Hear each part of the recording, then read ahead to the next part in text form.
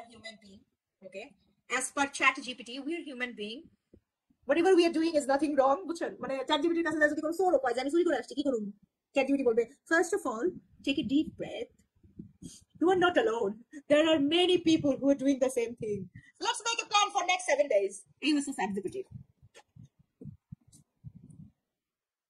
Hello মনি, কেমন আছো? তাহিরা দাও, আমি ভালো আছি আলহামদুলিল্লাহ। আমার মনি আমার নাম না রে বই, মনি আমার মা আমাকে আল্লাহ করে ডাকে, আমার ডাক নামও মনি না, আমার নাম শাহনাজ এন্ড শিমুল, আমার আর কোনো নাম নাই, আম্মু আমাকে মনি ডাকে। আন্টির হাতে দুম দুম খাচ্ছ কখনো? তোমরা আন্টির কালকের ভয়েস নোট দেখে শোনো নাই যে আন্টি কিভাবে মারতে পারে, মানে সে মায়ের কথা শুনে সে আগের জীবনে চলে গেছিল।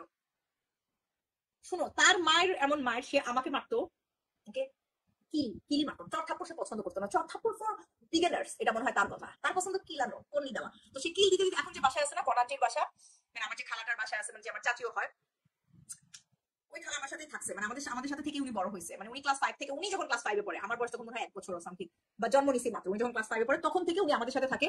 তো উনি স্কুলে যাইতো, আমি আম্মুর কোলে ঘুরতাম বা ওনার কোলে ঘুরতাম, উনি কলেজে গেছে আমি স্কুলে গেছি, এইভাবে মানে আমরা, আমার খালা মানে খুব আদর করছে আমাকে। তো একদম শেষের দিকে, মানে যখন ওনার বিয়ে হয়ে যাওয়ার তার আগে আমরা খুলনায় ছিলাম, তখন আম্মুর রেজাল্ট খারাপ হলে, নেভি স্কুলের রেজাল্ট খারাপ হলে সেই মারতো তো মারতে মারতে মারতে মারতে মানে থামতো না। কোন আন্টি এসে, মানে তার নিজের বোন এসে থামানোর জন্য আমাকে জড়ায় ধরতো, মানে থামাইতে পারতো না দেখে, ছাড়াইতে পারতো না দেখে, আম্মু কোন আন্টি প্রথম থাম মারতো, মানে কোন আন্টিও অনেক মার খাইছে আমার আম্মুর হাতে আমাকে বাঁচাইতে গিয়ে। আমি আমি এমন আতঙ্কে থাকতাম আম্মুকে নিয়ে। আমি ওই যে আমাদের নেভি কলোনিতে যেটা ছিল, নেভি কলোনিতে ওরাই মনে হয় মানে সরকারি ভাবে মানে ডাইনিং টেবিল দেয়, ওটা আমি ভুলে গেছি, কারণ ওই ডাইনিং টেবিল নিয়ে পরে আমরা যাই নাই কোথাও, তাই ওরা সরকারি বাসা থেকেই ছিল, অনেক বড় কাঠের মোটা ডাইনিং টেবিল, আমি চিপা নিচে গিয়ে বসে থাকতাম, আম্মু লাইক বটি নিয়ে দাঁড়া থাকতো, বাইরে হবি না তুই, বাইরে হবি না তুই, এরকম করতো। আল্লাহ বাঁচাইছে।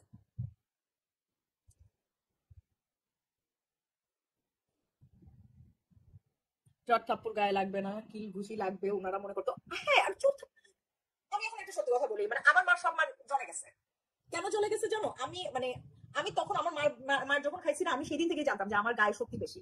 And ওই জন্য আমি যখন জিমে জয়েন করছি, আমি আমার ইনস্ট্রাক্টরকে বলছি যে ইউ ডোন্ট নো আমি অলরেডি স্ট্রং। বলছি তাই তুমি কি এক্সারসাইজ করো? আমি জীবনে এক্সারসাইজ করি। বলছি তুমি হাঁটাহাঁটি, বলছি হাঁটাহাঁটি, দৌড়াদৌড়ি, নাচানাচি, সাঁতার কিছু করি না আমি শুধু খাই আর ঘুমাই।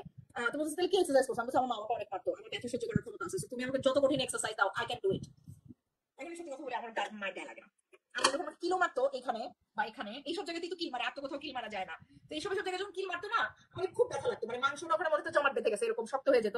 2 মিনিট পর চলে যেত, 2 মিনিট পর ব্যথা চলে গেলে আমি এটা নিয়ে কাঁদবো কেন? নাকি বলো? মানে মান অভিমানেরটা আলাদা, আমার ভাই আবার ডিফারেন্ট, ওকে একটা চর মারলে ওই চরের জায়গায় ধরে বসে থাকতো আব্বু না আসা পর্যন্ত, মানে সন্ধ্যা পর্যন্ত বসে থাকতো, তারপরে কান্না করতো, করে কাঁদতো, কাঁদতে কাঁদতে কান্না যখন থেমে যেত আবার কাঁদতো। তো আমার ভাই ছিল খুব ড্রামাটিক, ও লাইক, বললাম না ওইটা ছিল। আর আমাকে মালা আমার গায়ে লাগতো না, আমার মানে আমার ব্যথাও লাগে না, মায়ের খেয়ে অপমান হওয়ার কি আছে, মায়ের কাছেই মায়ের খাইছে, এতে কষ্ট কি আছে? আমি কষ্ট পেতাম না। আল্লাহ, my BF just went from my place কিছুক্ষণ আগে, তারপর এখন আমি ও my God my BF just went from, এটা যদি আমি কইতাম আজকে মারিয়াম নেসা যে হ্যালো আপুরা কেমন আছো, সরি আমি অনেক টায়ার্ড, আমার বয়ফ্রেন্ড মাত্র গেল, আমাকে ভাই রে ভাই কি যে করতো, আমি আর বললাম না। But you know isn't it normal when you are in a relationship যে তোমরা দেখা করবা? বাট আমি যদি বলতাম কি যে হইতো, আর আমি বললাম না, থাক ঠিক আছে।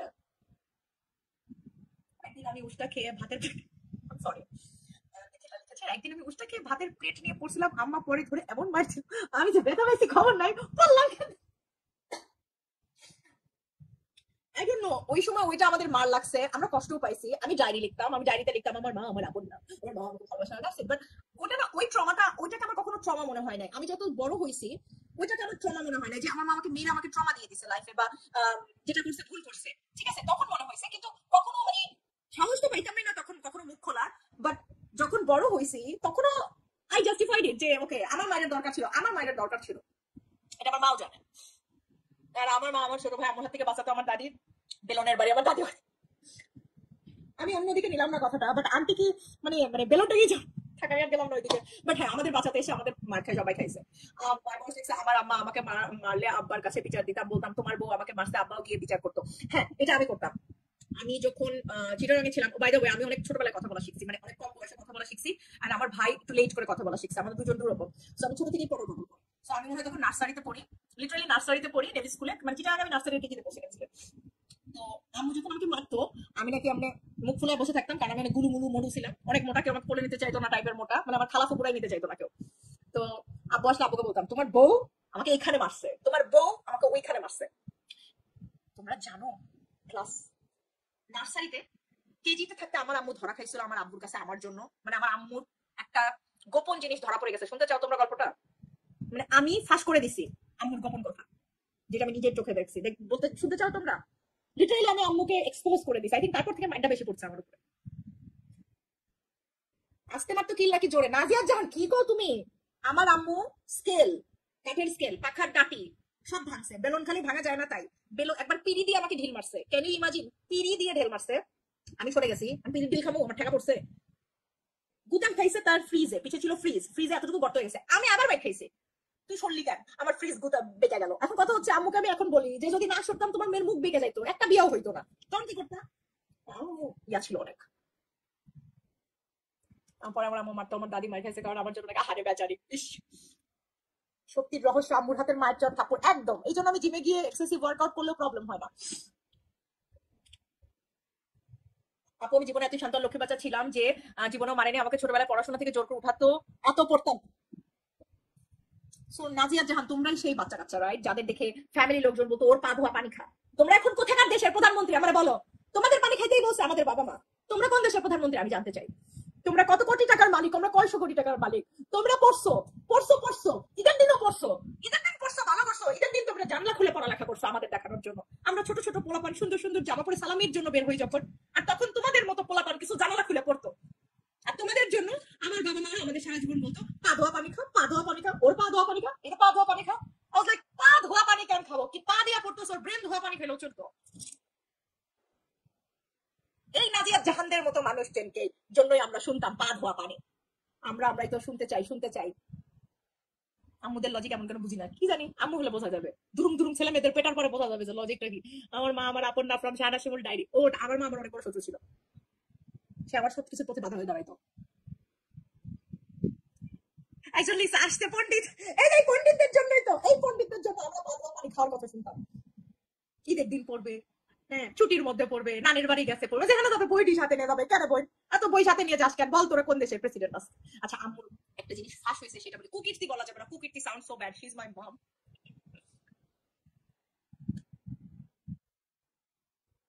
নাজিয়া জাহান দেখেন এই মহিলাকে আমাদের জন্য এক্স্যাক্টলি এক্স্যাক্টলি এই ধরনের মহিলাদের জন্য আমাদের ছোটবেলায় মায়ের বেশি খাইতে হয়েছে। পা ধোয়া পানি খাওয়ার কথা বলা হয়েছে আমাদের।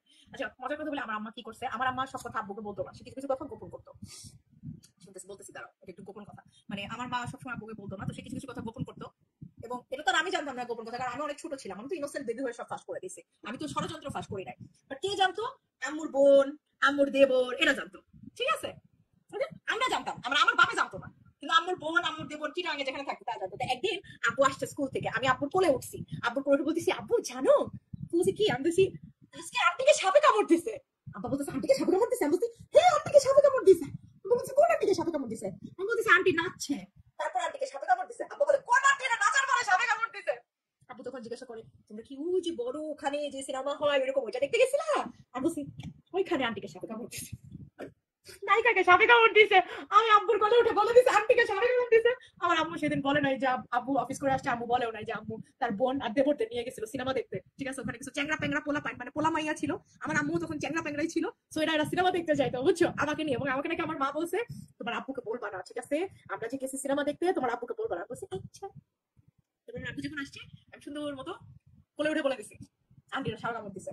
আর আমি অনলি তখন কেজিতে পড়ি, অনেক ছোট ছিলাম। আমি ছোটবেলা থেকে পকর পকর করি। সেই কথা মনে পড়লে এত হাসি পায়। মানে আম্মু এই গল্পটা এত মাঝে মাঝে বলে।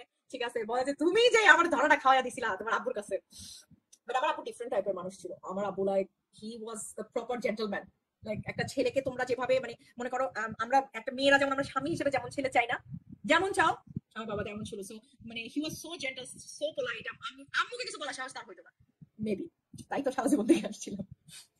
আমার আম্মা 70 টাকার মুরগি থেকে কত 5,000 না 6,000 টাকা বের করছে 70 টাকার মুরগি খাইছিল দেখে আব্বু। So, বুঝতে হবে ইজি বেবির পাজি ফুপি এখন। আরে আমি পাজি ছিলাম, সবাই হাসতেছে। আমি পাজি ছিলাম না, আমি জাস্ট ইনোসেন্ট। কোলে ওটা বলে দিছে আন্টিরা সাপে কামড় দিছে। মানে নায়িকাকে যে সাপে কামড় দিছে ওইটাকে আমি, ওটা আমার আন্টি। সো আমার আব্বুর কোন আন্টি সাপে কামড় দিছে? ঈদের দিন আমার ম্যাথ করা লাগছিল। এফএন স্বর্ণা পরীক্ষা ছিল ঈদের পরের দিন। অনেক সময় ঈদের পরের দিন পরীক্ষা থাকলে কিন্তু হয়। মনে তুমি ছোটবেলা থেকে দুষ্টু, মনে 2 বছর একটু বেশি ছিলে। আমার আম্মু এসে বলে ছোটবেলা থেকে দুষ্টু। আমি কতগুলো কথাগুলো শিখছি কত বছর আম্মু? আমি জানি আপু তোমার নাম মনি না, আমি আল্লাহ করে ডাকে। না ঠিক আছে, সমস্যা নাই তাহেরা, আমি এটা কিচ্ছু মনে করি না। আমাকে আরো দুই একজন এখানকার আপু আমাকে আদর করে মনি ডাকে আর কি। যেমন ফামি ইউকে যে ব্র্যান্ড আছে না, ওই আপু আর কি, স্মৃতি আপু, উনি আমাকে মনি ডাকে। আমি ওনাকে তখন বলছি, আপু আমার নাম কিন্তু মনি না, বুঝছেন, আপনি আমাকে শিমুল বা শাহনাজ ডাকে। বলি কি না না, এটা আদর, বলি কি খালাম, খালাম আকারে খালামণি কেন ডাকে, মানে আমাকে খালামণি ডাকে। আমি বলছি যে আম্মু আদর করে ডাকে, ও তো আমি আদর করে ডাকবো। আমি বলছি, ডাকে, সমস্যা নাই, তাইলে আদর করে ডাকলে ডাকে। না আপু এক্সাম ছিল না, ম্যাথে উইক ছিলাম, তাই করতে ভাইয়া। এই কার ভাইয়া, কোন ভাইয়া? ভাইয়া তোকে ধরে ধরে বাগান দেওয়া হয়েছে ঈদের দিন পয়সা ইয়া পড়ায়, অঙ্ক করে। মানে ঈদের দিন অঙ্ক করলে কি মাথায় অঙ্কটি বেশি ঢুকতো? একদিন ঈদের দিন ঈদ করলে কি হয়? আল্লাহ বলছে যে ঈদের দিন কাজকর্ম লেখাপড়া করতে হয় না, আনন্দ করবো, আল্লাহর কথা স্মরণ করবো, ভালো ভালো খাবা, গেছে করতে। আন্টিকে লাইভে জয়েন করতে পারে না, উনি জয়েন করতে, মানে তখন তুমি স্কুলে যাও নাই। তার মানে আমি নার্সারি কেজি কোনোটাতে আমি না না, তার মানে আমি নার্সারিতেও ছিলাম না, তার মানে আমি এত ছোটকালে, আচ্ছা আমি তখন স্কুলেও যাইনি, তখন আমি চুগলি করে আসছি আব্বুর কাছে। আমি কত ছোটবেলায় লেখা, মানে ইয়া করছি, কথা শিখছি। আমি জানতাম যে আমি ছোটবেলায় কথা শিখছি, একটু তাড়াতাড়ি শিখছি। আমার ভাইরা আবার একটু লেট ছিল, বাট এখন আমরা দুই ভাই বোন পাল্লা দিয়ে কথা বলি, ঠিক আছে, কেউ কারো থেকে কম না আমরা। শাওন পার্সোনালি শাওন খুব এক্সট্রোভার্ট, যেটা দেখে আপনারা বুঝতে পারেন, সরি ইন্ট্রোভার্ট, যেটা আপনারা হয়তো ভিডিও দেখে বুঝতে পারেন, বাট আমাদের সাথেও খুব ফান। আর আমি সবার সাথেই ফান। আমি লাইভে জয়েন হতে পারে না রে হাবিব আপু, জয়েন হতে পারলে আমি তাকে অ্যাড করে দিতে পারতাম, শিকুরেন্ট। আচ্ছা আমার যে কে জানি একটা রুমাইসা রায়া বলে গেল 10 মিনিট পরে থাকলে সে লাইভে আসবে, ও তো আর আসলো না, আরে বেচারি, আমি চলে যাওয়ার পরে আসবে না। ছোটবেলার কথাগুলো অনেক মনে পড়ে, বাবা মা, তাই না? লাইফটা ছোটবেলার কথা কেন মনে পড়ে জানো? ছোটবেলার কথা মনে পড়ে একটাই রিজন, কারণ তখন আমাদের লাইফ ছিল স্ট্রেস ফ্রি। তোমাদের যে সময়টা সব থেকে ভালো কাটছে, যে সময়টা সব থেকে স্ট্রেস ফ্রি কাটছে, তোমরা কিন্তু মেমোরিতে অলওয়েজ ওগুলাই আনবা। যেমন হলিডেতে আমরা যখন যাই, আমরা ওই হলিডের কথাগুলো, যদি ভালো হলিডে হয় অনেক বছর চিন্তা করি, কেন? কারণ ওইসব জিনিসগুলো হচ্ছে স্ট্রেস ফ্রি জিনিস। সো এই জন্য ছোটবেলার কথাটা মনে হয়। আমাদের 10 মাসে হাঁটা শিখেছো, 1 বছর পরে কথা বলা। আম্মা তুমি তো তাইলে, আমি একটা কথা বলি, পাকনা শাহনাজ তামান্না বইটাই, তখন পাকনা ছিলাম, এখন ব্যাক করবো, এখন অনেক বড় ব্যাক করলাম, বুঝছেন, এখন আর পাকনা নাই আমি। আচ্ছা আমার কথা হচ্ছে 10 মাসে হাঁটা শেখা আর 1 বছরে কথা শেখা যদি হয়ে যায়, কারণ আমি অনেকেই দেখছি এত তাড়াতাড়ি হয় না। তো তুমি তাইলে তো ওই সময় মায়েদের, নতুন মায়েদের আতঙ্ক ছিল আম্মা, কারণ তুমি তোমার মোড়া বাচ্চাটা দেখাইলে তোমার কারণ এটা না জানো, বিদেশেও বাচ্চারা এরকম হয়, যেমন মানে ইজি বেবিকে দেখে জার্মানি মায়েরা, জার্মান মায়েরা ইজি বেবিকে দেখে বলে, আল্লাহ তোমার বাচ্চা 7 মাসে এত লম্বা, এরকম করে বলে। মাশাআল্লাহ ইজি বেবি ভালোই লম্বা হচ্ছে, বাবার মতো হবে।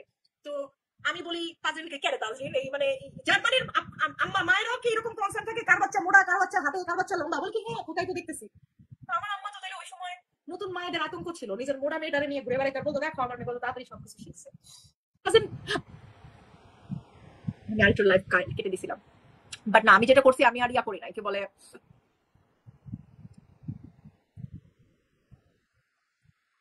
আপনারা মায়েরা এত মারতেন কেন? ওদের লাইফে এন্টারটেইনমেন্ট ছিল আমাদের মারা, বুঝছো, এখন মারতে বলো, এখন কিন্তু মারবে না। এখনকার মায়েরা কেন মারে না? কেন মারে না আমাকে বলো? এখনকার মায়েরা মারে না কারণ তাদের এখন অনেক এন্টারটেইনমেন্ট আছে। ফেসবুক দাও, ফেসবুক ইউটিউব যদি চালাও একবার শিখে, তাদের আর লাইফে কিছু লাগে না। তো এখনকার যুগের যত মায়েরা ফেসবুক আর ইউটিউব অ্যাডিক্টেড, তারা বাচ্চা কাচ্চাদের মারে না। আমি 100% শিওর, আমার মা যদি এখনকার যুগের মা হইতো, ওই আপার মতো, আমার মা আমাকে মারতো না। সেও তোমাদের লাইভে আজকে পিছে দাঁড়ায় বলতো, আমার মেয়ে 5 সাবজেক্টে, মানে টেকনিক্যালি এখন আমার যে ব্রেনের অবস্থা, 5 সাবজেক্টেই ফেল করতাম, আমার মা পিছনে দাঁড়িয়ে বলতো, আমার মেয়ে 5 সাবজেক্টে ফেল করছে, তাতে কি? আমার মেয়ে 1.5 মিলিয়ন ফলোয়ার। তোমরা জানো আমার মেয়ে নিজের পা দিয়ে ইনকাম করে, না কি জানি এরকম কিছু একটা বলছিল, নিজের পায়ের ইনকাম এরকম কিছু একটা বলছিল। সো আই থিঙ্ক আমার আম্মু এখন এমনই করতো, বুঝছো, আমার এখন ডিজিটাল হয়ে গেছে।